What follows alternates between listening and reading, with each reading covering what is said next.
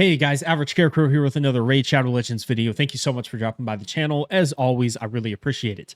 Today, we're going to be doing a fun video on Mavara, the Web Diviner. This is the new fusion champion. It was a hybrid fusion. You had to collect the fragments for the epic and then fuse the legendary champion. They're harder to do. I actually don't like when they do these ones, but this champion I do think was worth it. She's got some cool mechanics in her kit.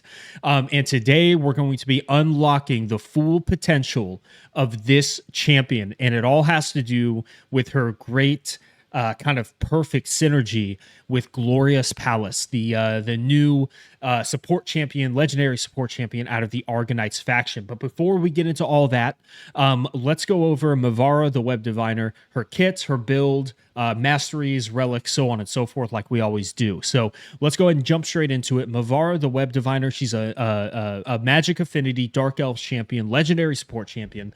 This champion looks amazing. One of the cooler looking Dark Elves. Dark Elves have some pretty cool looking champions, but I don't know. There's something about this champion that I just think they nailed it. The scepter is awesome. The rotating sigil behind her with the gemstones, the claws on the gauntlets, really, really cool. Even like the color of her skin. I don't know what it is about it. The color of her skin is just really cool looking. I don't know. Very cool looking champion, and excuse me, people seem to really like her. I'm glad. I'm glad that people are enjoying her. 4.7 is the lowest she has, and based on my initial just kind of like running her through some dungeons, I have to agree. I think she's really good, and she is excellent in Hydra.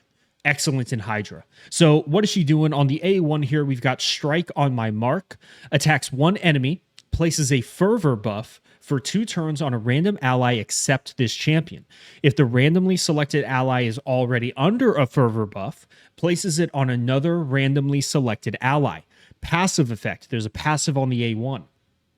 Allies under a fervor buff have a 50% chance of joining the attacks of all other allies under a fervor buff. This champion will not join in any of the attacks, and if there are multiple champions with this skill, only one will activate it. So now, on a passive ability, we've unlocked the potential for ally attacks every time someone under a fervor buff attacks. That means basically, if you have, for example, a Glorious Palace, that's the combo we're running today. Mavara, the Web Diviner, and Glorious Palace.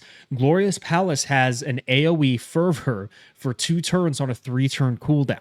And so every time somebody attacks, as long as they have fervor, you've got a 50-50 chance of everyone attacking with them. It's incredibly powerful. It's really cool. It unlocks some really cool teams that you can run with like single target damage dealers. So today we're going to be doing a really fun one. We'll go into it in a little bit, but I've play tested a lot of really fun teams already. This is just the one I decided on. So really, really cool. I'm a huge fan of this already.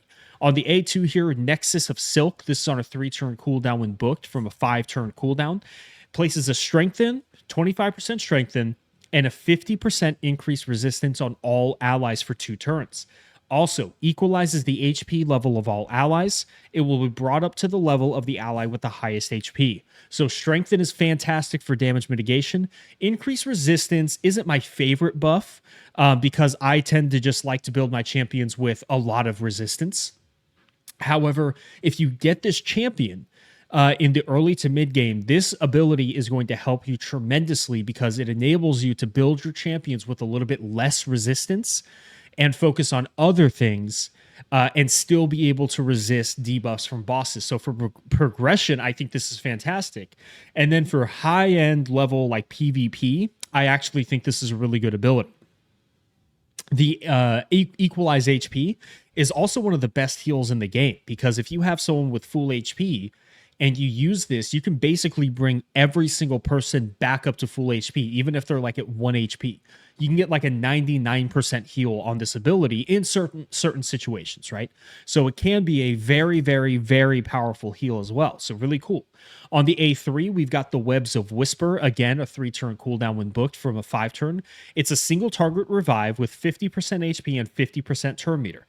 Not bad on its own, but also places a perfect veil on all allies except this champion for 2 turns, and places an unkillable on this champion for 2 turns. These buffs will be placed even if no allies were revived. So you can use this just as an AoE perfect veil and unkillable on herself. This is why she's incredible for Hydra, in my opinion, as a counter to the Fearhead.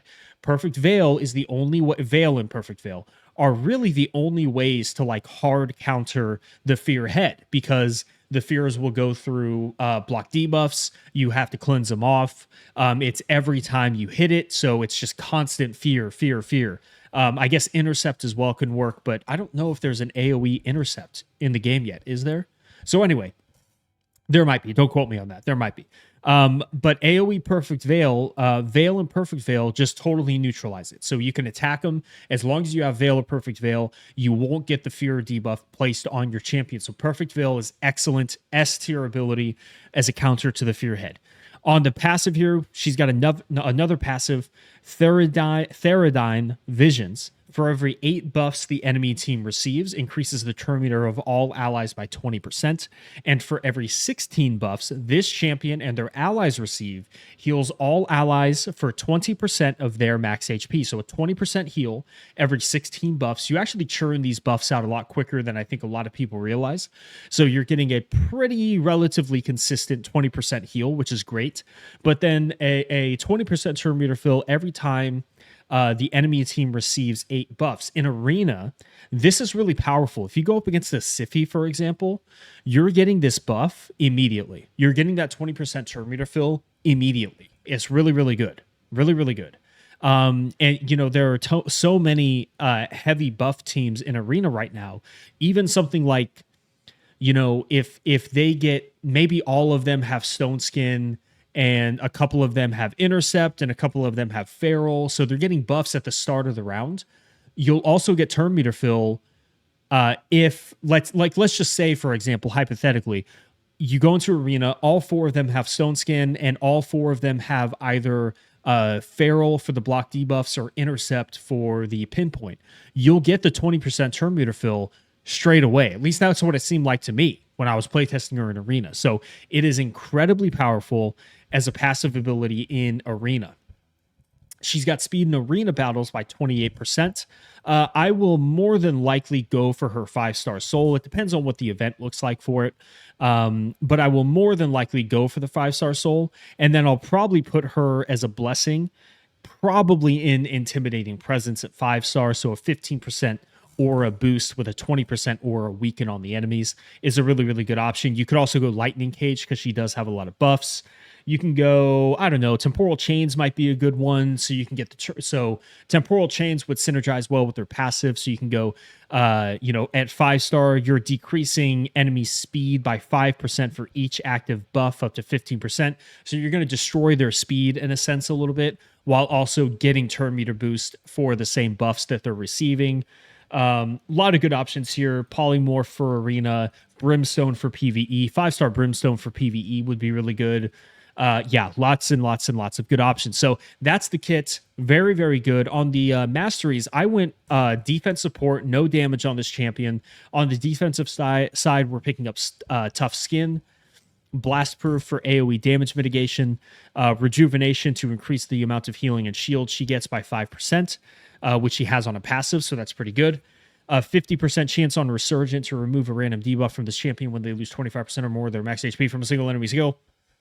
You've got Shadow Heal. I like Shadow Heal, actually, on support champions. Heals this champion's HP by 6% each time an enemy is healed. We've got Delay Death for damage mitigation by 0.75% every time they take a hit from that enemy, up to 6% per enemy. Retribution, a 50% chance to counterattack when this champion loses 25% of their max HP or more from a single enemy skill. We'll have to check. This doesn't happen very much, but I'd be curious if the counterattack can also trigger the passive on her A1. That would be kind of cool, but I'm not sure. But we really got that so that we could get down to Unshakable for the extra 50 resistance. On the support side, Steadfast for some bonus HP, Lay on Hands to increase the value of heals this champion casts by 5%. So to help with that passive. We've got Rapid Response, a 30% chance of increasing the turn meter by 10% when a buff cast by this champion is removed or expired. Lore of Steel for base stat set bonus multipliers by 15%. Cycle of Magic, a 5% chance to decrease the cooldown of a random skill by 1 turn at the start of every turn. We've got Lasting Gifts, a 30% chance to extend everything, all of her buffs except for the unkillable. So the Perfect Veil, the Strengthen, the Increased Resistance, all of those have a chance to get extended. And then Spirit Haste increases speed by 8 for each dead ally up to 24. I really like that on revivers, right? So they can go a little faster, get around to the revive a little faster. On the Relic, I've got her an Oculos Custodian. This gives us resistance and speed as stats. It's really good. And then the effect is removes all debuffs from the wearer when they lose 70, 60, 50% or more of their HP from an enemy in a single turn. So I don't expect her to get a lot of debuffs. However, in Arena, you can have super high resistance and still get debuffs placed on you. So it's a chance, kind of like as a fallback, just in case she does get some debuffs placed, right? On the gemstones, we've got when attacked with a multi-hit skill, decreases the damage received from each subsequent hit by 10%. And I went double up on the wearer's resistance increases by 30, so 60 against buff removal and buff steal effects. So some bonus resistance there. So on the build, this is kind of just like my initial go-to for revivers. I really like regen immortal on reviver champions so that they can stay alive over time. So we've got basically we've got 15% HP, and then she's going to heal by 18% every time she takes a turn.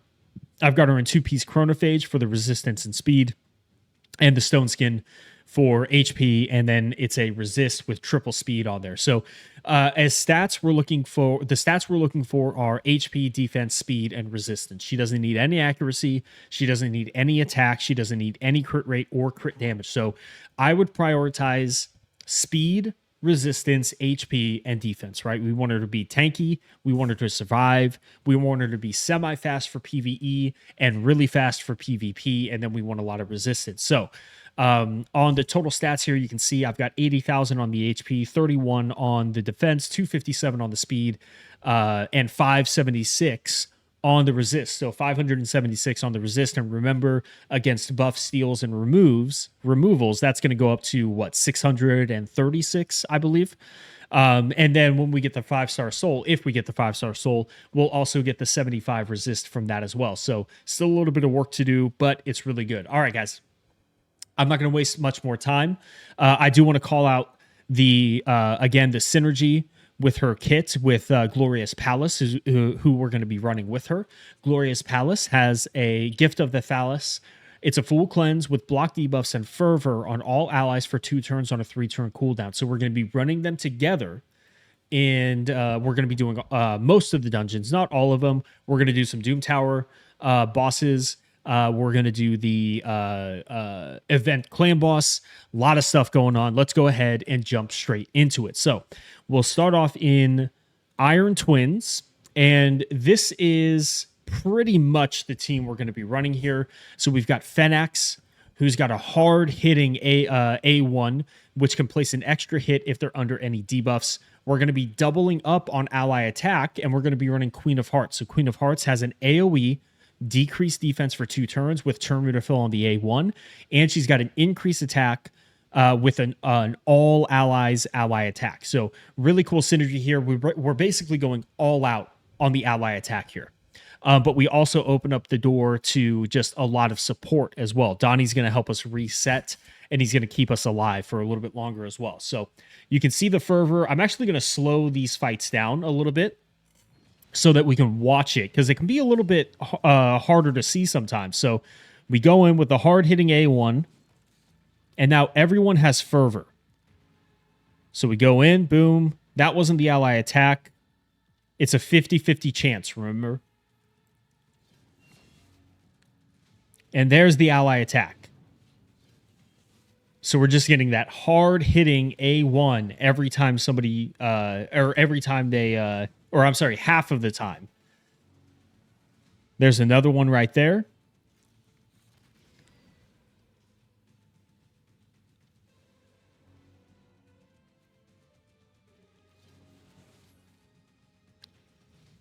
There it is. There it is again. Yeah, see, because it didn't. That wasn't his turn. So he goes in with the ally attack again. We do take a pretty hard hit there.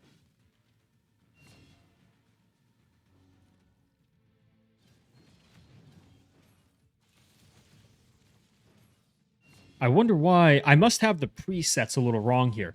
It still went through. Let me check the presets real quick, because it kind of seemed like Glorious Palace didn't place the fervor again. Did I use the wrong setup? I did. I used the wrong setup. That's my fault. So I actually had it shut off. So we actually didn't get the full benefit from that. But you can see the ally attack, pretty effective, right? Pretty effective. So let's go into, we'll go through the dungeons. Ice Golem, we do have to be careful. We're going to be running this team here, and this is the correct setup. So we're going to be doing it right this time. We essentially, for the initial 2 waves, we don't want to burn through all of our abilities, and we also want to be attacking as much as possible. So I actually shut off Mavara's A2 and A3 for the waves, so that she'll only use the A1, potentially leading into more ally attacks. We've got Queen of Hearts with her off with her head is going to be shut off the entire time, so that she can just attack, leading to more A1s. Donnie, kind of similar. I do have him resetting in the second round. And then Fenax, I only want this guy using his A1. His A1 hits so hard that it's really all you need. So let's go ahead and just jump straight into it. So there goes the fervor. We're going to start off with an ally attack. But even after this, we still have, there's another ally attack. And then he finally takes a turn. There's another ally attack. And then there we are. We're through the first wave already. Same thing goes on here. We can reset the cooldowns.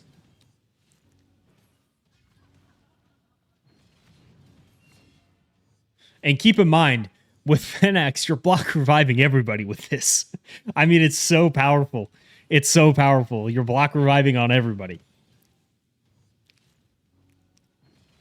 Oh, I think Glorious Palace used her fervor. Did I mess it up again? I did. I did mess it up again. That's my fault. I'm not even optimizing the team. Dang it. Yeah, we got to be careful there for sure. You do want to target the minions first. Definitely want to target the minions first to get that block revive on the A1.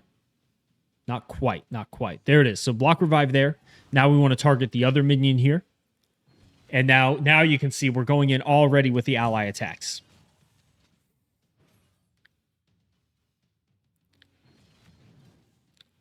Okay, there it is. Now we still have to be careful because Fenax can do a lot of damage. So there's still a chance here that we go down. Because this boss just hits really hard, even without the minions. And if we do too much damage, we actually risk triggering the passive ability twice in a row. But so far, we're so good.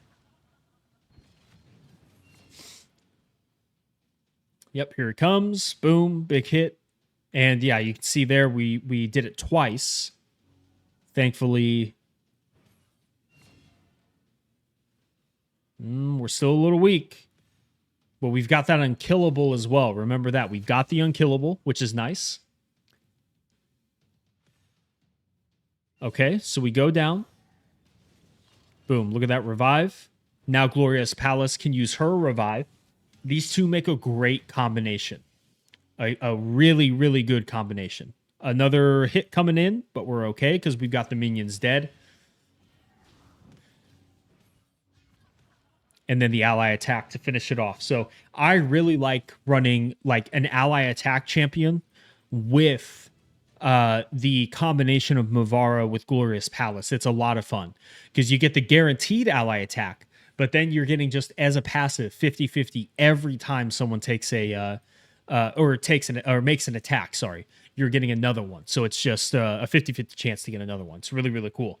We're going to do the same thing here, an alteration of this team. So we're still going to run these three together with the ally attack, but we're going to be running Eric's instead. Eric's is a great champion to run in Spider Hard 10 because she has two hard hitting A1 abilities, and I just want to make sure we shut off the warped guidance. So We'll do the same thing here. I'm going to slow it down for just a little bit. So we want to go turn meter boost. And then I should have said, I apologize. We're going to be running Oella because she can extend the fervor. She has a buff extension ability, which means that we can essentially keep the fervor up the entire time until Glorious Palace comes back. So we take the hit there. That's fine. I'll go ahead and speed it up. 1x speed is really slow. 1x speed is really slow. There's the extension. Perfect. Running an extender is very, very good here.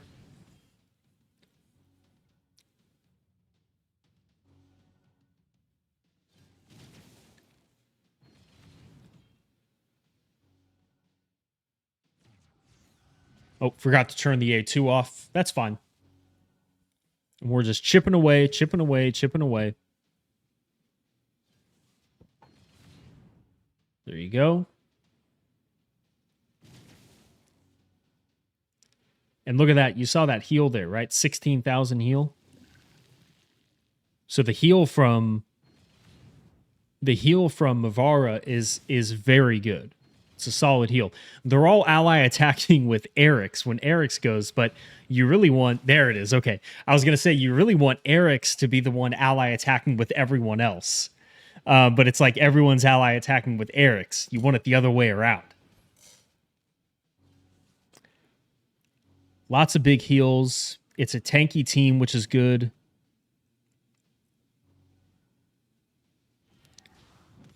And something else to mention about this is that because Mavara, boom, look at that. Because Mavara has fervor on the A1, even if your fervors start to fall off a little bit, Mavara will replenish it. So it's a really cool kind of like synergistic relationship that Mavara and Glorious Palace have, because Glorious Palace will place the fervors, even if one of them falls off, because Mavara will randomly select a teammate to place it on. If they already have fervor, she'll randomly select another one. So if everyone but one person has fervor, you're guaranteed to get that person a fervor buff on her A1 ability for 2 turns. So it's really, really good. It's really cool. I love it, man. I'm having so much fun with this team already. It's a ton of fun. We're going to go back to the initial team we were running. So with Donnie and Fenax. And Fenax was my choice because, like I said, he has that really hard hitting block revive on the A1. I mean, he's doing over 500,000 damage. There's another ally attack. Boom. So within a couple seconds, we've already... Here's another ally attack. It's so good, man. It's so good. There's another ally attack. It's just so good. It's so powerful. If you have these two champions, like, I usually try to avoid saying, like, you should absolutely build this champion. But if you have Glorious Palace and Mavara, you should absolutely build them together. It's so much fun. Look at all these ally attacks we're getting. Boom, another one. Dead. With a single target damage dealer. Only one damage dealer. With a single target damage dealer, we got to the boss in under a minute.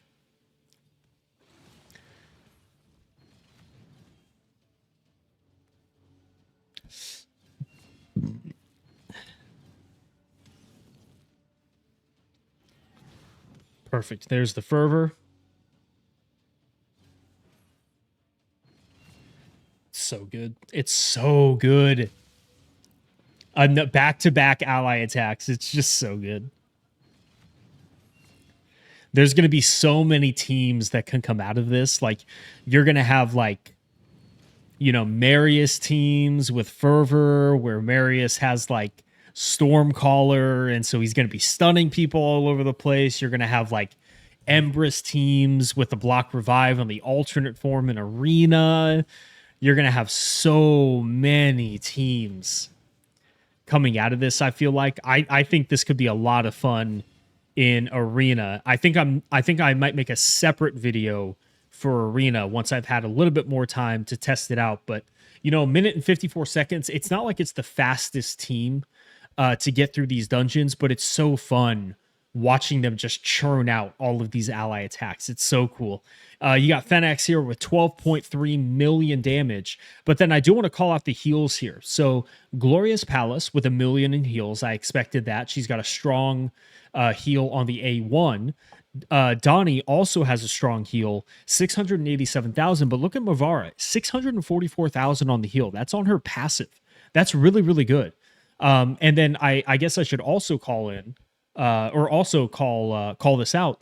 Glorious Palace has a heal on the A1, which means that every time they ally attack, she's healing off that A1. There's just so much going on. It's a little hard to keep track of. But yeah, that's another thing to keep in mind, that that Glorious Palace is getting bonus heals because of the ally attacks. Let's go in. Because you can also use this for Fire Knight Normal, of course. Very cool to be able to use this in Fire Knight Normal.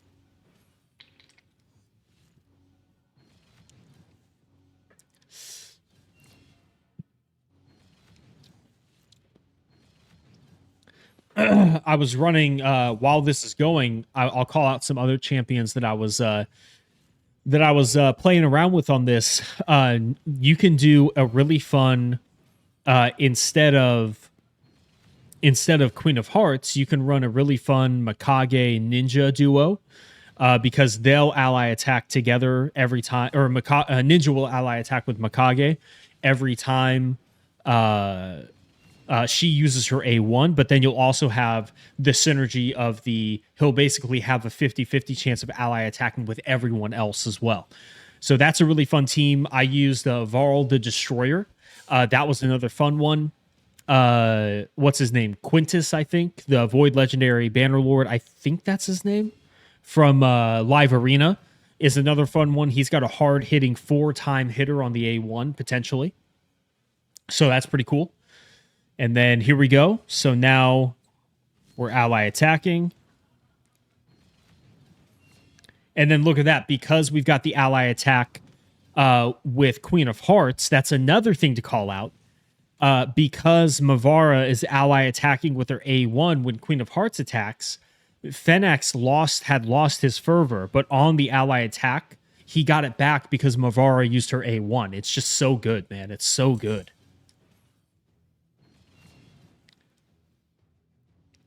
Yeah, I mean, we're mowing through these guys. Sorry. Mowing through these guys. You can use this on practically any dungeon, with the exception, I think, of Sand Devil, but we can even use this in Phantom Shogun. So we'll go stage 24 here for Phantom Shogun, and we're going to use another variation here. I've got Pegason, who's going to be our tank. So he's going to come in with Taunt on himself, but he's got 390% crit damage, which is a little bit more than our Fennex has. So he'll actually be the tank, so that which will enable Fennex to not weak hit, right? So for this one, we also want to make sure that we don't use the fervor until after he buff strips everybody. But Fennex is so good, man. I mean, he's just so good that he almost one-shots the boss anyway. So yeah, Fennex basically doing it with no need, because he's just such a hard-hitting champion. But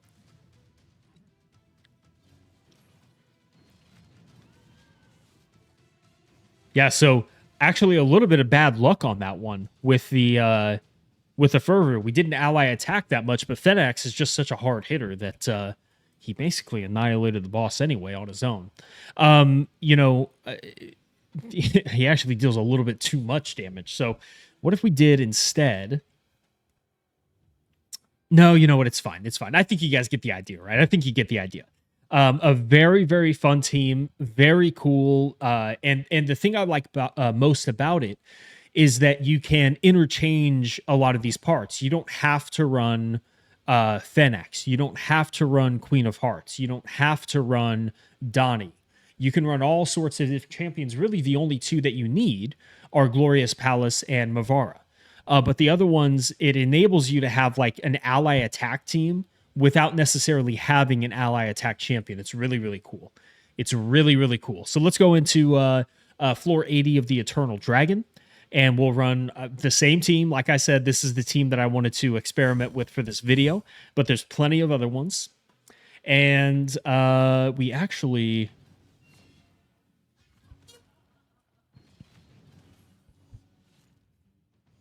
So we'll just ally attack our way through. Maybe.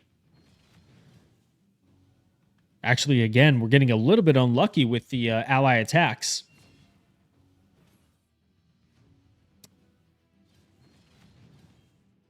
Now you're starting to see the negative side of it a little bit. That was pretty unlucky with the 50-50.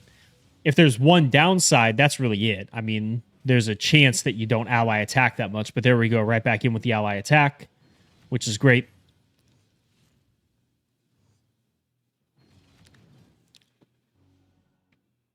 Cool. And now we are to the boss.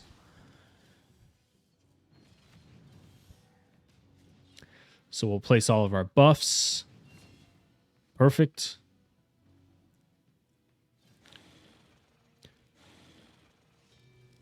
Oh no, they increased our cooldown. Again, a little bit of bad luck here with the ally attacks. Come on, don't do me like that. We're having so much fun.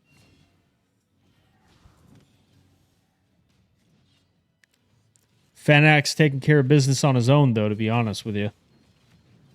Okay, there we go. We get one there, which is nice. We get another one. There we go. Okay. A little bit better. Thank you, Fanax. There we go. He counterattacks off of the masteries and finishes the boss off. Very cool. Very groovy. Magma Dragon, I'm sure they could get it done there. Might struggle a little bit. No, actually they wouldn't. Not with Glorious Palace. But I think we're good there. I think we can probably call it good. Let's head into... I actually want to head into the event dungeon, the Demon Coalition boss. Because I ran a pretty cool team here, which we will just switch out. We'll make sure everyone's built, and we're going to switch you out for Fanax. Where is Fanax? Perfect. There he is. And let's just make sure that Ninja is built. Ninja is not built. So let me throw him in his gear real quick. We'll go right here. But we'll take that one off. And then let me find the crit damage gauntlets. Sorry, guys. Give me 1 second. That's my fault. I was so excited that I didn't get everything done. And we are going to be running a Mikage Ninja team here. So Ninja is going to bring us drop defense on the A1, which is really cool. But yeah, it's essentially just the same thing. You're just going to be churning out ally attacks, which is really, really awesome. And then Mikage also can extend the fervor buff as well. Oh, you know what? I actually don't want Fanax using his other ability, so let me go in here real quick and just shut these guys off. And now we'll start it up again. And guys, I'm actually just going to let this play through. I'm going to put it on 2x speed, and I'll let you guys watch because I think you kind of get how it works. Pay attention to a couple things here. Pay attention to the heals from Mavara. Pay attention to the ally attacks we're churning out. And then also pay attention to the, like I said, the A1 ability of Mavara to keep kind of re-implementing the fervor anytime it falls off of somebody. It's really, really cool. So, guys, enjoy the fight. I will see you back here at the end of it.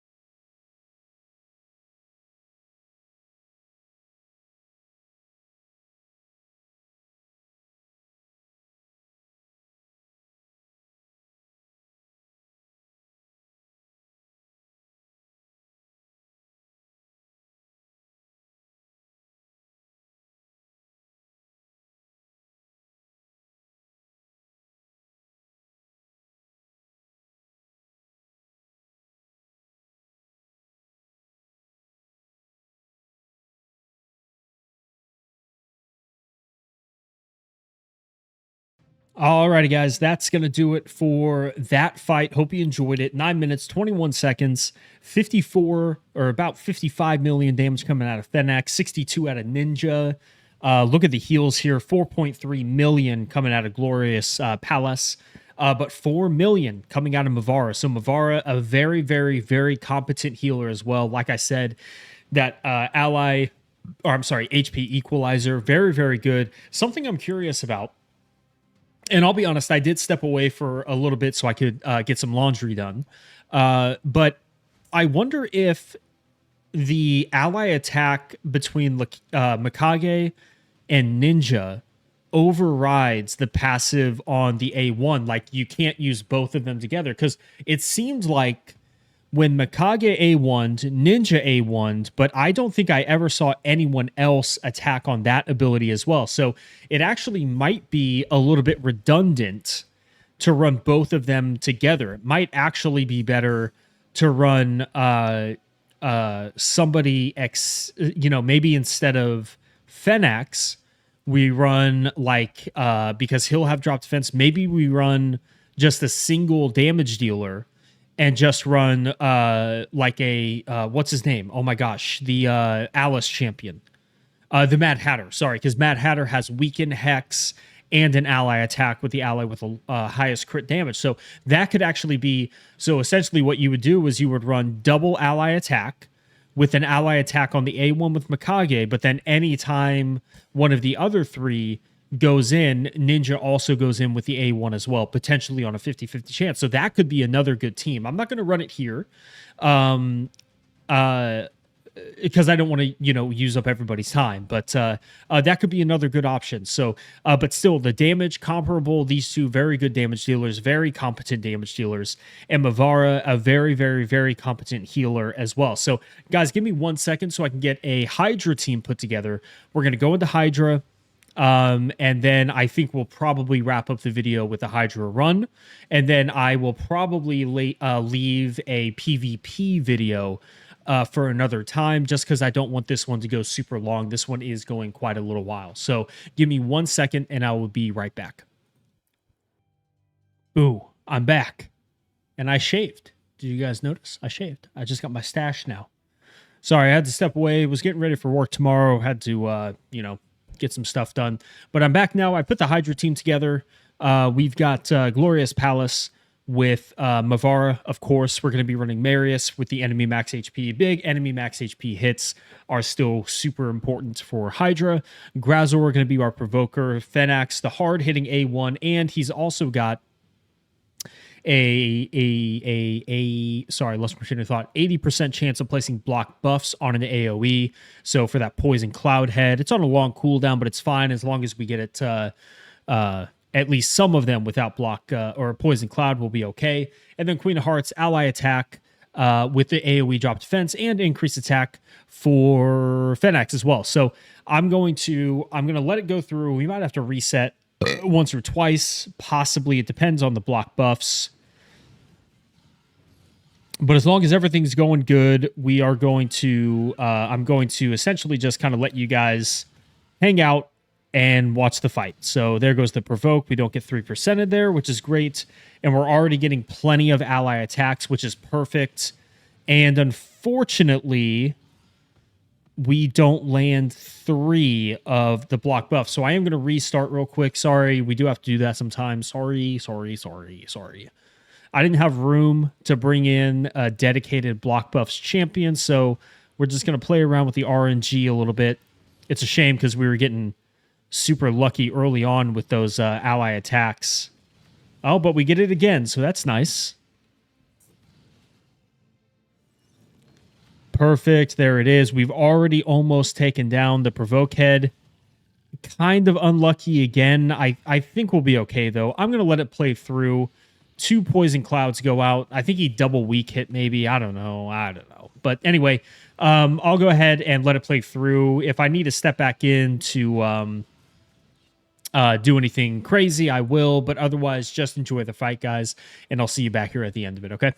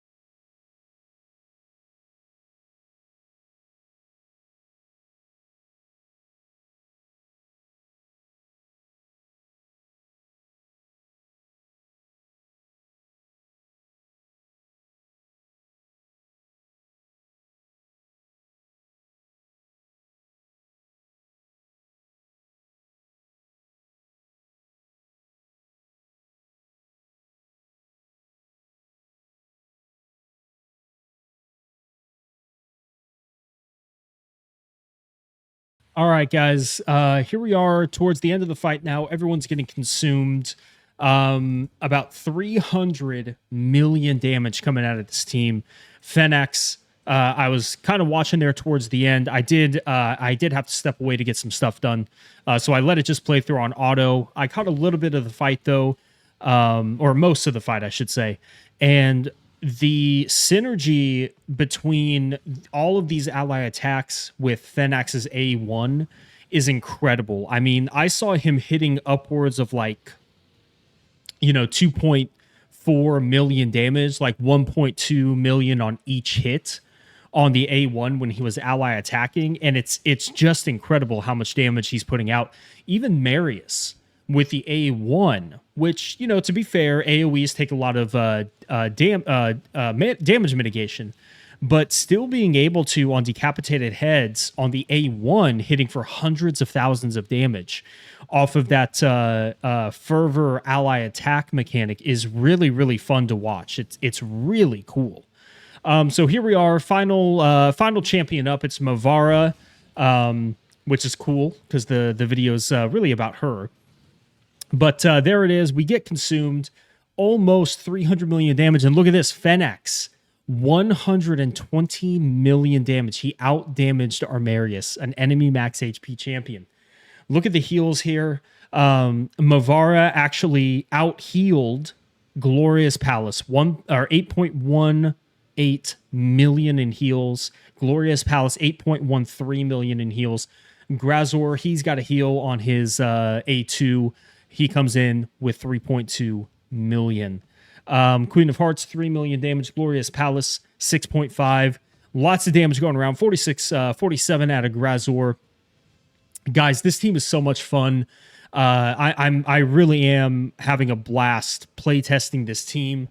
There's so much potential for so many unique combinations. Like I said, Empress, the Anomaly, with the AoE on the A1, on the base form, even someone like Carnage, who has a buff strips on the A1. You've got the Raphaels with the block revive on the A1. Doesn't hit as hard as Fennex, in my opinion, but still hits super hard with turn meter fill. I mean, there's just so much. There's so many different champions you can run in this combination. So I'm having a blast. I think I am going to do a separate video that's going to be about PvP, because she does have speed in arena battles. So pretty good value there in arena as well. A couple final notes I wanted to bring up here.